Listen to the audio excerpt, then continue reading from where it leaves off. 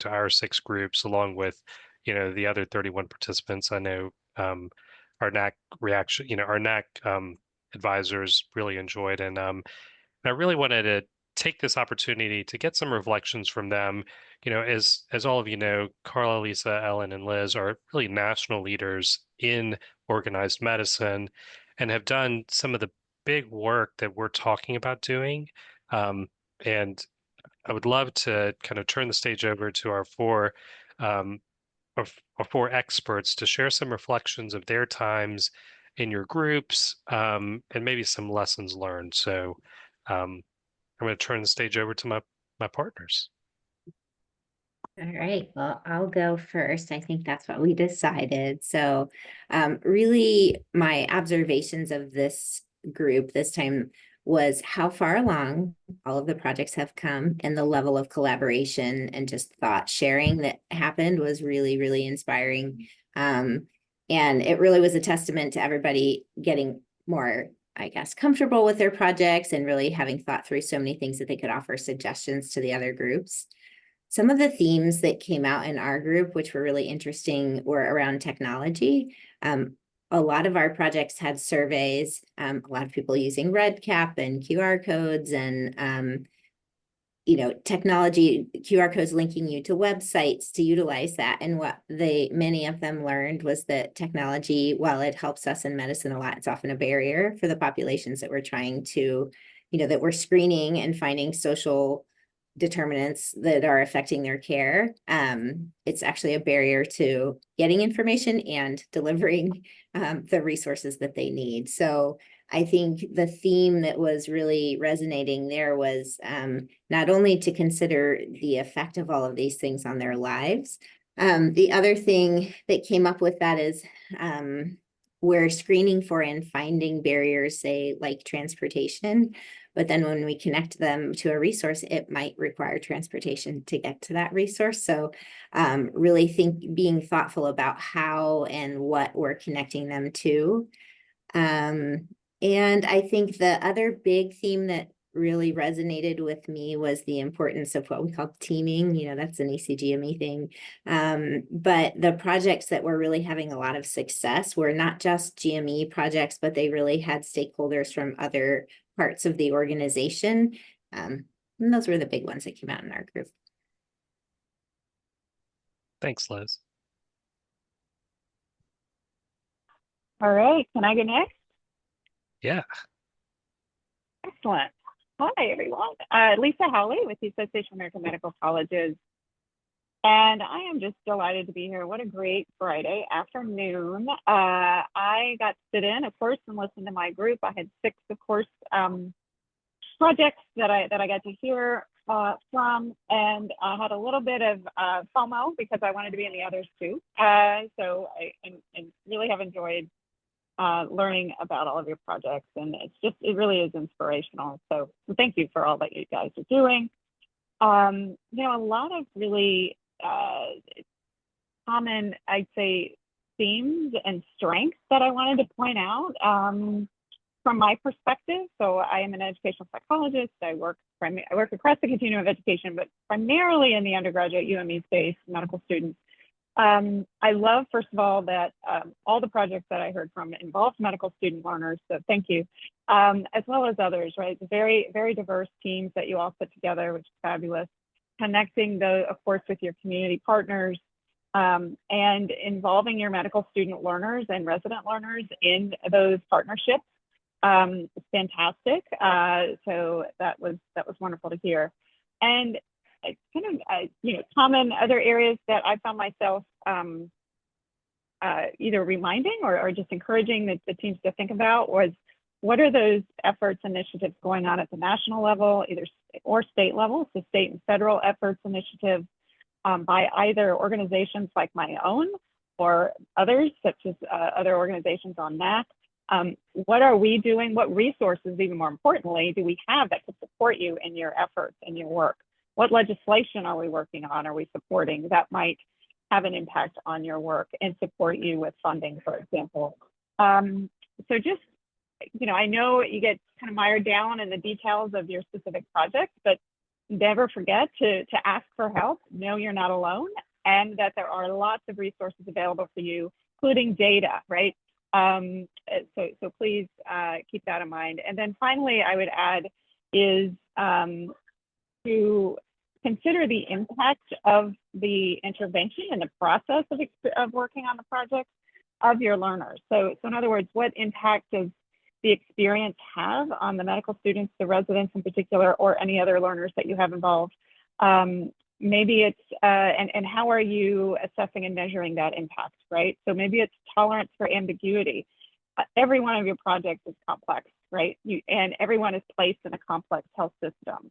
What is the impact, or is there an impact of engaging as a learner in that project with this collaborative, diverse team in this complex project on outcomes such as tolerance for ambiguity, such as professional identity formation, such as bias and stigma against marginalized patient communities, and others. So just, I know many of you are rightly so focused on outcomes related to system level factors, patient outcomes, of course, but also keep in mind the impact and outcomes that you're having related to the learner experience. So that's what I wanted to share. And again, just kudos to all of you. It's so impressive what you guys are doing. I hope that we can help spread. I would love to help share and communicate your great work across academic medicine.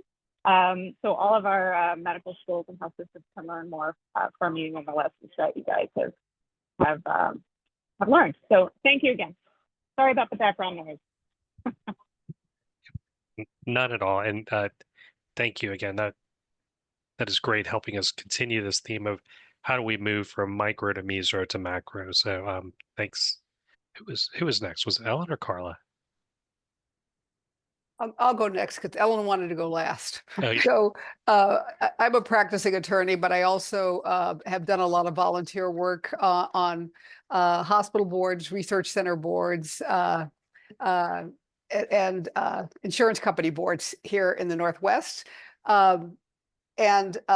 So my first comment to you is how impressed I am by the goals that you've identified, the work that you're trying to do. You're trying to make a change in the world, okay, which is very hard. We in Seattle tend to do that a lot. But one of the things that I really appreciated from today's conversation is the exchange of ideas between all the participants in our group, both the individuals who are working on projects and those of us who are talking to you about the projects, and to help provide some information, some exchange of ideas about how other people attack the same problem that you are attacking. And I think that is a really great thing to keep in mind, is that there are other people who may have insight into a problem that you're currently experiencing. I also noted that several of the projects are gathering data which they're analyzing in terms of the effectiveness of the educational process or the outcomes. And I think that's a really great idea, because a lot of people evaluate success by the data and a return on investment. But I think it's also important to keep in mind that the goals you're striving for are important. And the data may not be in your hand today. And I think that when I look at your programs and your projects, I think that you are providing education, but the long-term goal is to take the people you educate and then make your advocates. And that you can't assess today. So I just applaud the work that you're doing. Thank you so much. Helen. Thanks, Deb. I love hearing that about transitioning from education to advocacy. I'm Ellen Sullivan. I'm VP of Communications at the ACCME, American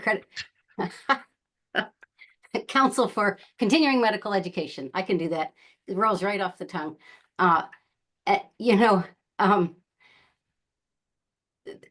we're the next world for you, and you probably don't even know we exist and what is going on. I'm in the middle of my education right now, but your education is lifelong. It's forever. And when you move beyond residency, you select your specialty and you join a professional society, education to advocacy.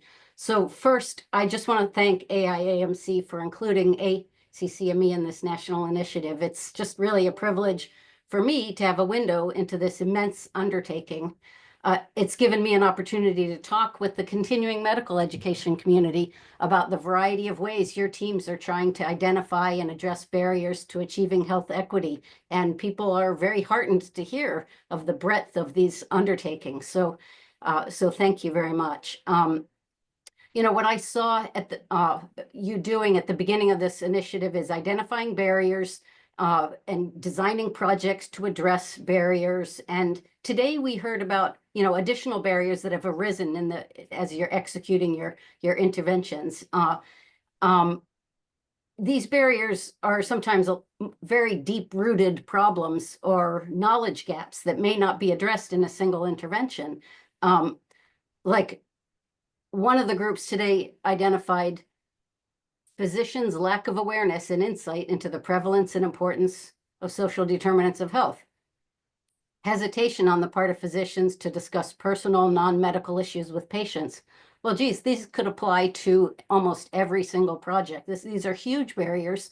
They're not going to be fixed in a single intervention or training, but they're opportunities for ongoing education of clinicians at every level.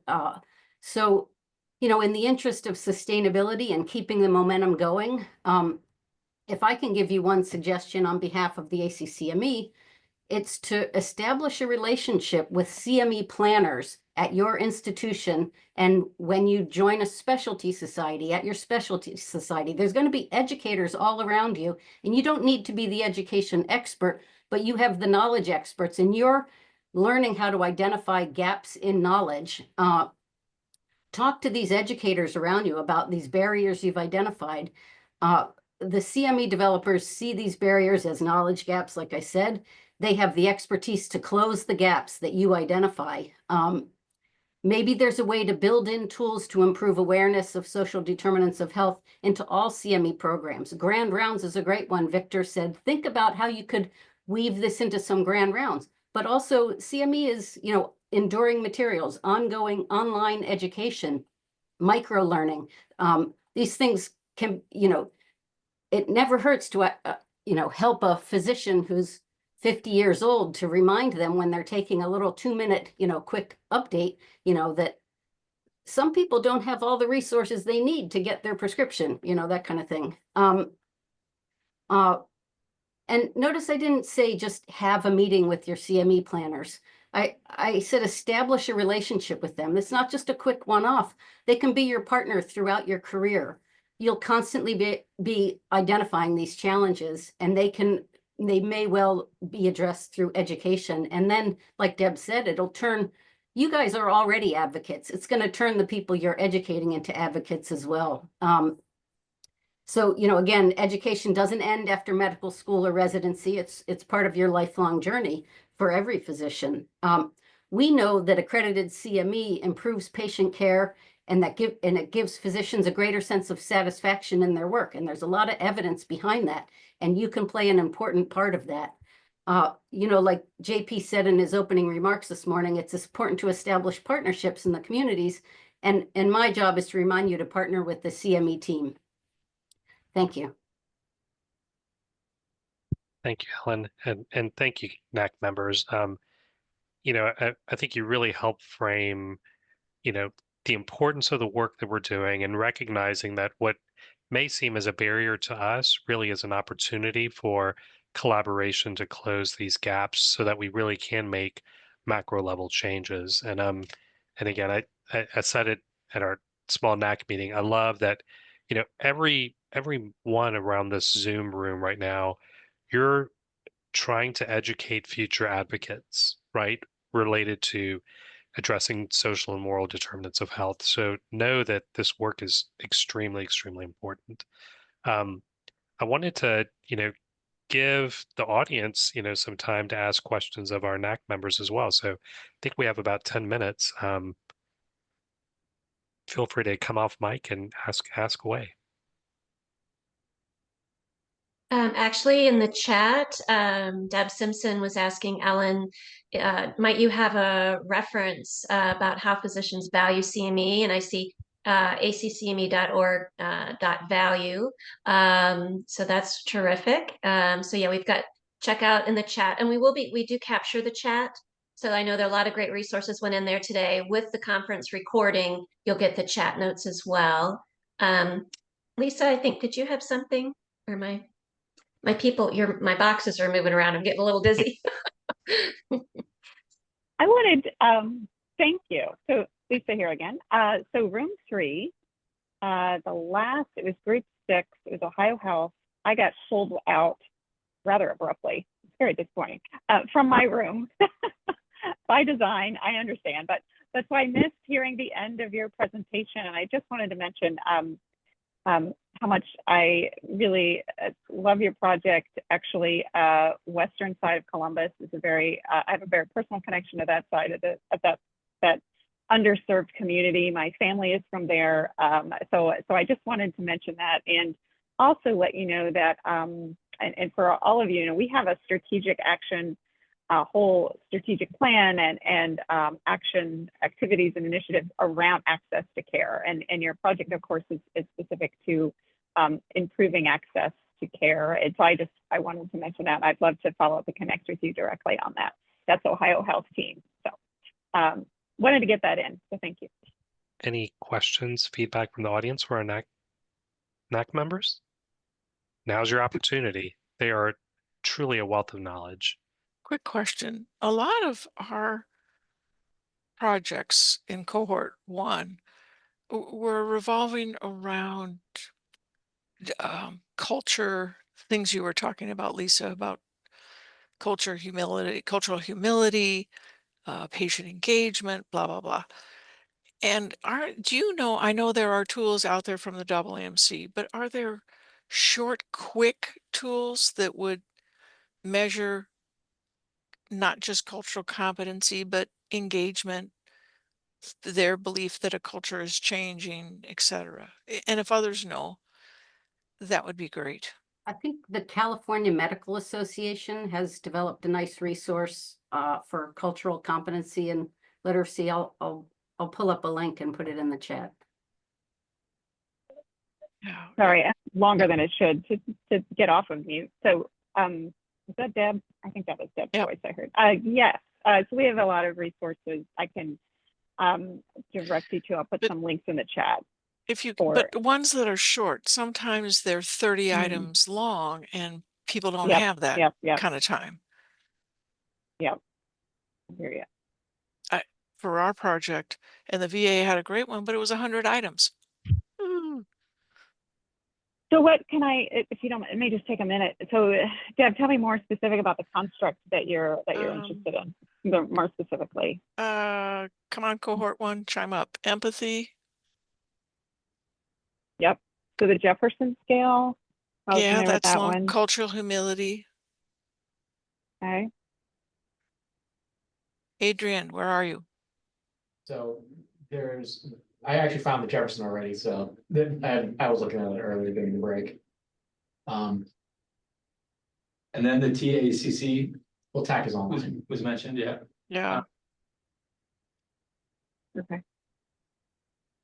But they're long. Yep. And who are the audience, if you don't mind me? Are you looking to assess, are these residents? The resident physician. Yeah, okay. So for medical students, and we have a lot of data. Faculty. And potentially faculty. Okay. We have, so nothing, I'm just sorry that what my mind is going is regards to kind of a few items that may be embedded already in a broader survey. We have a number of faculty, right? Faculty surveys. Not all of our institutions, of course, deploy those surveys. We have our graduation questionnaire, but that would be for medical student learners. Of course, But I'm thinking about if you're just looking to look at kind of a small data point, small, Yeah. items or something, and looking at the relationship there. Wondering if we could, and Ellen, if you're looking at faculty, might be able to get you some data from the ACCME as well. In So regard to maybe if you just send them to Kimberly and she could send them out to us.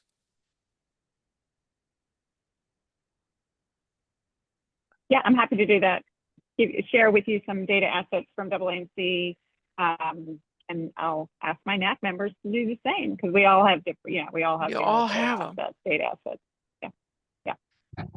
Also wanted to share kind of right along those lines, the importance of connecting with people like Ellen in the CME world. A number of our projects were trying to figure out sort of the right modality of education, timing wise, asynchronous, in person versus Zoom, and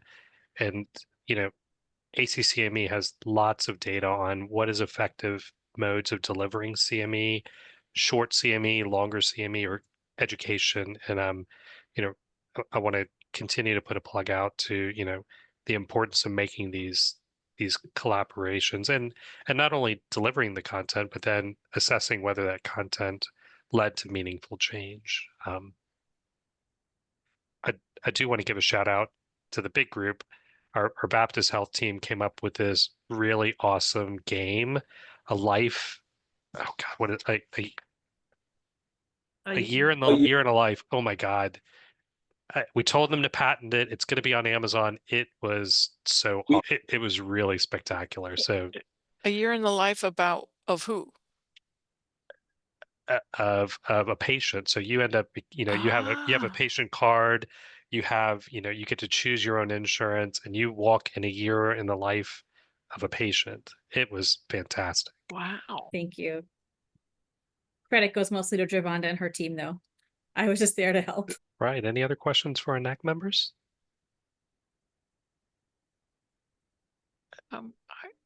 Raj, I just want to thank, I really appreciate having the NAC members in our cohorts. They add insights and comments, and Carla, somehow I think you got bombed out quickly right when you were about to close, but it does help us expand our thinking and resources. So much appreciated. Echo. I mean, you guys are so busy with the bigger hats that you wear, and we really appreciate you taking time out of your busy schedules to be a part of this. And it'll be great to see the fourth and final meeting with everybody's work. I think number two is, and then Kimberly, I'll pass it over to you, is, I always wonder, how effective are these meetings? Like, how effective is the whole, project? And I was looking at our goals that we had about, National Initiative 10 and around environment's efforts around social, moral determinants of health, producing scholarly activity. Like we're making great progress on this stuff. And we are achieving, and you are achieving, goals of what you want to do around this piece of work. I was moved by the Zoom meeting. It was really great what people came up with to help address these issues that our kayak group for putting this meeting together, for our NAC folks for your participation, as what's been already mentioned, the facilitators for facilitating a great panel discussion this morning, for our panelists, for you, the participants, just really wonderful. And so with that, Kimberly, I'm just going to pass it over to you for final comments then.